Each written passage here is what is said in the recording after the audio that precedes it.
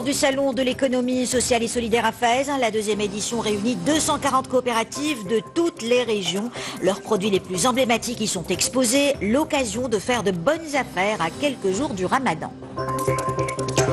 Et nous terminons avec de la musique baroque. Les plus célèbres concertos du compositeur italien Vivaldi ont été joués par un orchestre français devant un jeune public de Thamesloft totalement fasciné. Madame, Monsieur, bonsoir. Nous débutons donc ce journal par le tragique accident qui a coûté la vie à 18 personnes ce matin dans la province de Balkhan. Leur véhicule a chuté dans un canal d'irrigation situé sur la route secondaire reliant Saïdia et Nador. Les victimes sont tous des subsahariens clandestins. Reportage à Blali Amirache, Amina Belkhalak. C'est dans cet état que le véhicule a été retrouvé après l'accident tragique sur la route secondaire entre Saïdia et Nador. La camionnette qui transportait des candidats à l'immigration clandestine originaire d'Afrique subsaharienne s'est renversée dans ce canal d'irrigation. Une chute brutale qui a causé la mort de 18 personnes et fait environ 16 blessés. L'auto a tombé parce que le chauffeur a conduit très vite. Après, quand l'auto tombait, moi j'étais avant.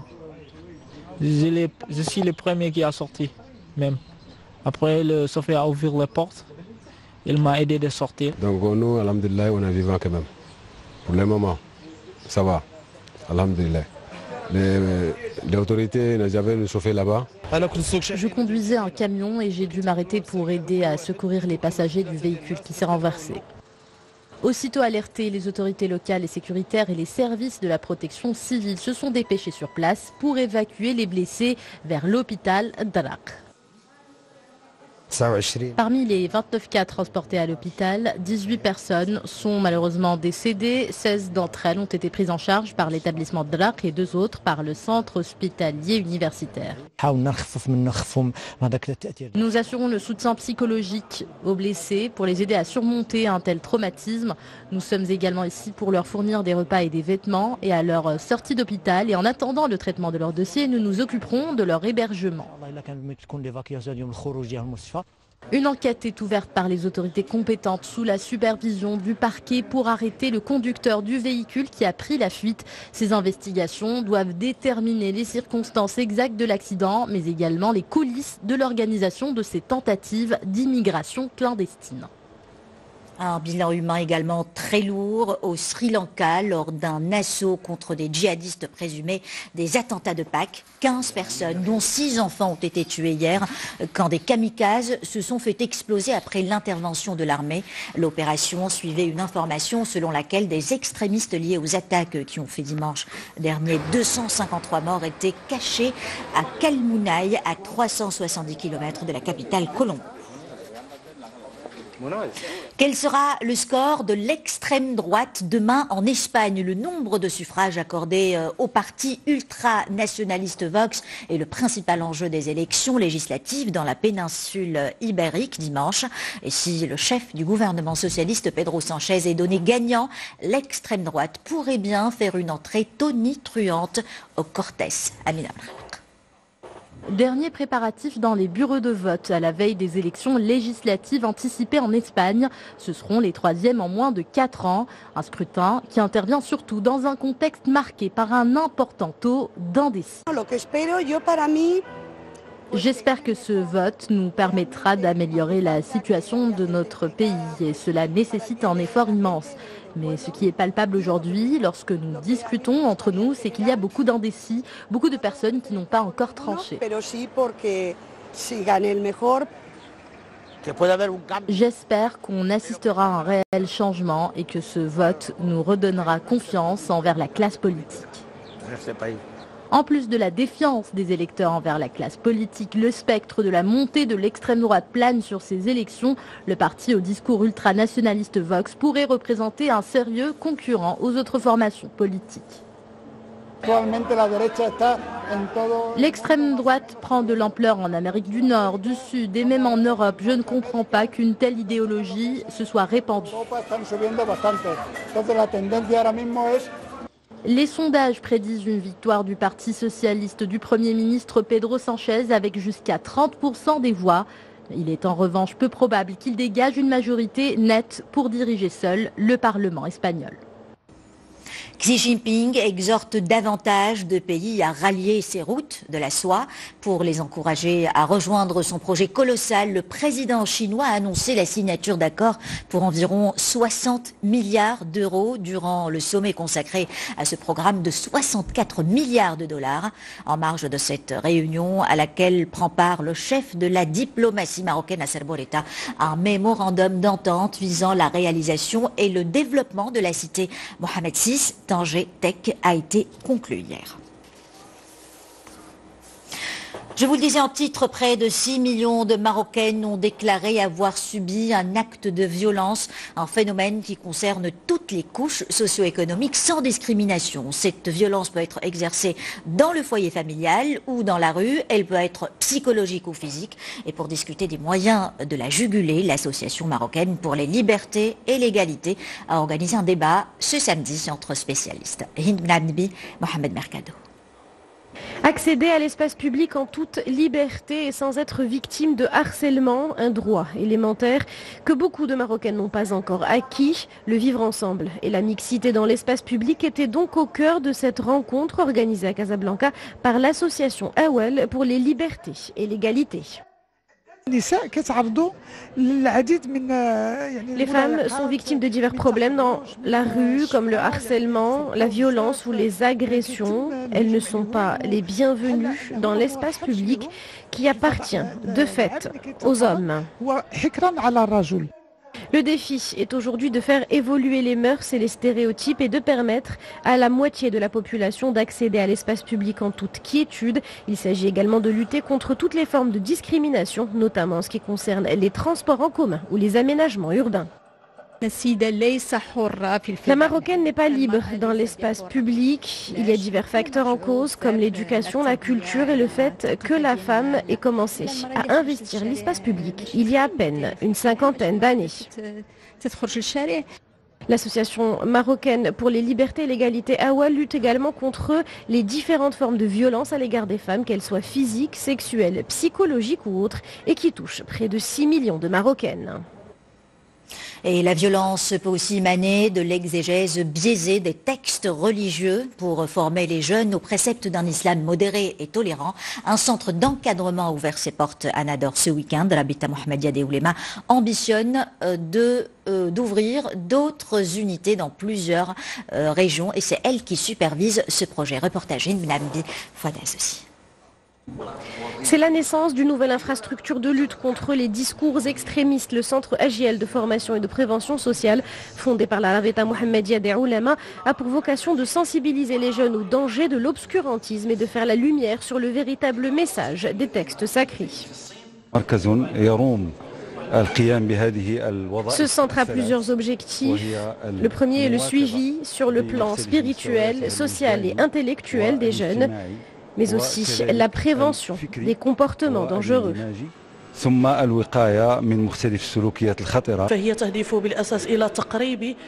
voulons mettre le savoir à la portée des jeunes, un savoir légitime qui prend sa source dans le livre saint et dans la tradition prophétique.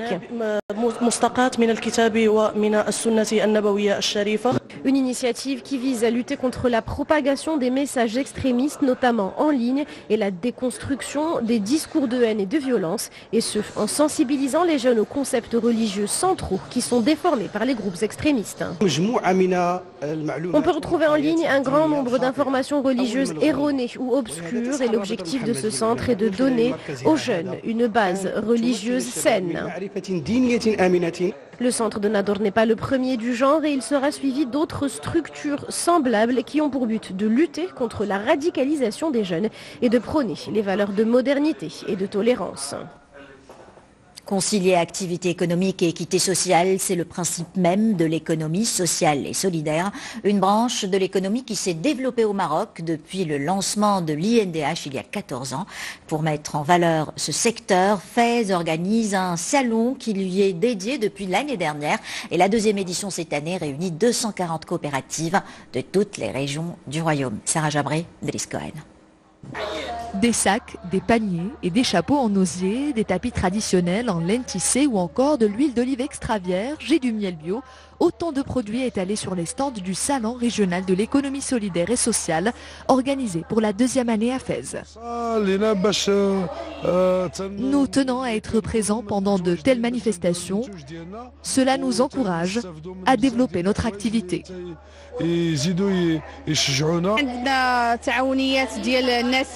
Nous avons des coopératives spécialisées dans plusieurs domaines, du tissage à la poterie en passant par la pâtisserie et la dinanderie. 240 exposants prennent part à ce salon qui s'étale sur une superficie de 4000 m², des coopératives et des groupements d'intérêt économique venus pour la majorité des différentes provinces de la région Fès-Meknès.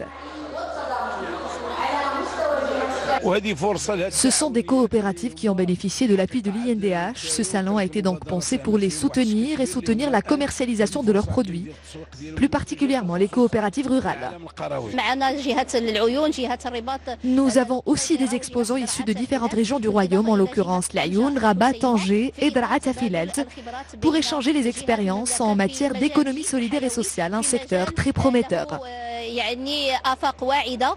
La précédente édition du salon avait drainé pas moins de 60 000 visiteurs. Cette année, les organisateurs voient plus grand, surtout qu'il intervient à quelques jours seulement du mois sacré. Une aubaine pour les exposants et une occasion pour les Fessis de faire leurs emplettes du Ramadan. Sport, c'était une victoire au forceps hier pour le WAC devant un Mamelodi Sundowns très puissant. Le Wydad Casablanca a arraché une victoire 2-1 en demi-finale allée de la Ligue des champions africaine. Au complexe Moulay Abdallah de Rabat, les buts des Rouges ont été marqués par Salahdine Saïdi et Badia Aouk. Le match retour se jouera samedi 4 mai à Pretoria. Jamel, voilà. On savait que le duel serait âpre, on a été servi. Le Wydad Casablanca a souffert face aux Sud-Africains de Mamelodi Sundowns, mais il a imposé sa loi pour la 4e fois en 7 confrontations lors des 2 dernières années. Le WAC a fait un pas vers la finale continentale grâce à sa victoire, mais il devra se montrer vigilant au match retour. On a remporté la première manche, on a obtenu la victoire 2-1. On va donc là-bas pour composter le ticket pour la qualification.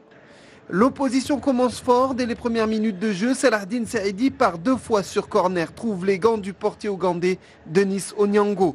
Le début de rencontre est ouvert, le Wydad veut vite prendre l'avantage. Les Sud-Africains sont joueurs et ils auraient même pu doucher la chaude ambiance Rabati. Les Bohang Maboé trouvent le poteau de Reda Tagnaouti. À la 25e minute de jeu, le WAC Casablanca trouve l'ouverture. Une inspiration de Smail Haddad permet à Salahdine Saïdi de faire sauter le verrou de Mamelodi Sundowns. 1-0, les Rouges et Blancs prennent l'avantage et auraient même dû tuer le match 3 minutes plus tard. Michael Babatunde ne choisit pas le bon geste devant le gardien de la formation de Pretoria. Fawzi Benzarti, le coach tunisien du WAC, s'en mord les doigts. La réplique sud-africaine sera terrible. Anele Ngonga, désespérément seul, égalise juste avant la pause. Le WAC peut s'en vouloir.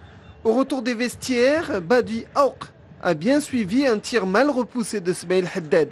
Le Wydad Casablanca s'impose 2-1, une victoire qui compte, mais une victoire minimaliste qui ne satisfait pas l'entraîneur, qui sait qu'en Afrique du Sud, il faudra batailler dur.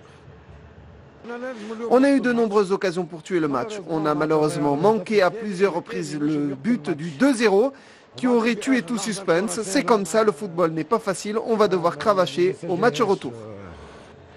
Samedi prochain à Pretoria, Smail Haddad, Salahdine Saïdi et les Wydadi auront rendez-vous avec l'histoire, celle de permettre aux Rouges et Blancs de disputer une 4e finale continentale. Il faudra toute l'efficacité de Gabriel Okechukwu pour réussir un bon résultat.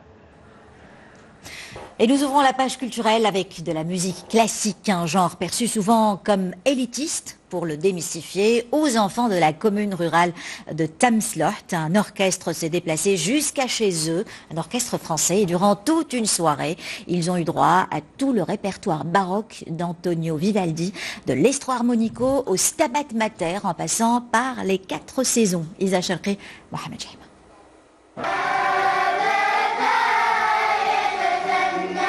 De la musique classique pour soutenir cette association pour l'éducation, une idée qui a ravi les élèves de cette école primaire de Douarsib, à une trentaine de kilomètres de Marrakech, et qui ont eu l'occasion de découvrir, le temps d'un concert, la musique du virtuose Antonio Vivaldi.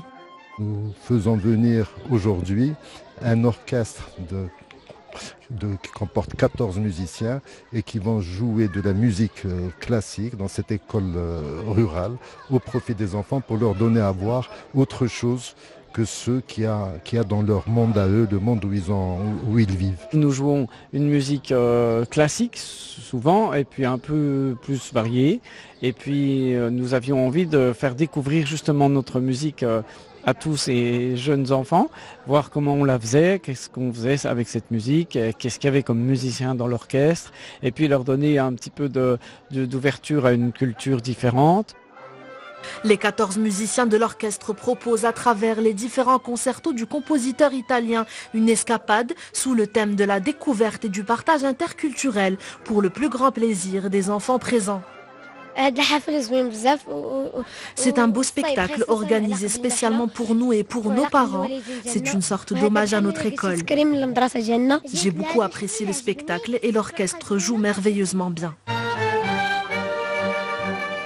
Créée en décembre 2016, l'association Arbalou pour l'éducation est à l'initiative de plusieurs actions culturelles destinées aux enfants du monde rural, telles que les triporteurs bibliothèques, pour encourager et faciliter l'accès aux livres.